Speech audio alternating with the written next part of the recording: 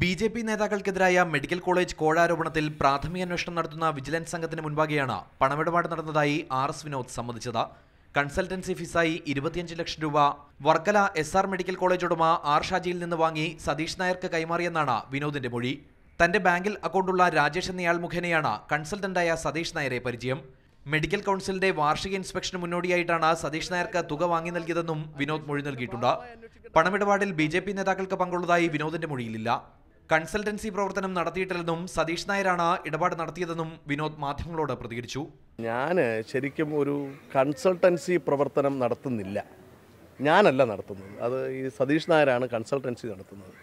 എനിക്ക് അദ്ദേഹത്തെ ഈ പറഞ്ഞതുപോലെ ഇവരുമായിട്ട് ബന്ധപ്പെട്ട ഏർപ്പാടാണല്ല, ഞാനുമായിട്ട് ബന്ധപ്പെട്ട ഏർപ്പാടല്ല അതൊന്നും. പണം നൽകിയതായി കോളേജ് ഉടമ ആർ. ഷാജിയും വിജിലൻസിന് നേരത്തെ മൊഴി നൽകിയിരുന്നു. അതേസമയം കോഴയിടപാട് സ്ഥിരീകരിച്ച ബി.ജെ.പി. അന്വേഷണ കമ്മീഷൻ അംഗങ്ങളായ കെ.പി. ശ്രീഷനും എ.കെ. നസീറും മൊഴി നൽകാൻ ഒരാഴ്ച സമയം കൂടി വേണമെന്ന് വിജിലൻസിനോട് ആവശ്യപ്പെട്ടു. മാതൃഭൂമി ന്യൂസ്, തിരുവനന്തപുരം.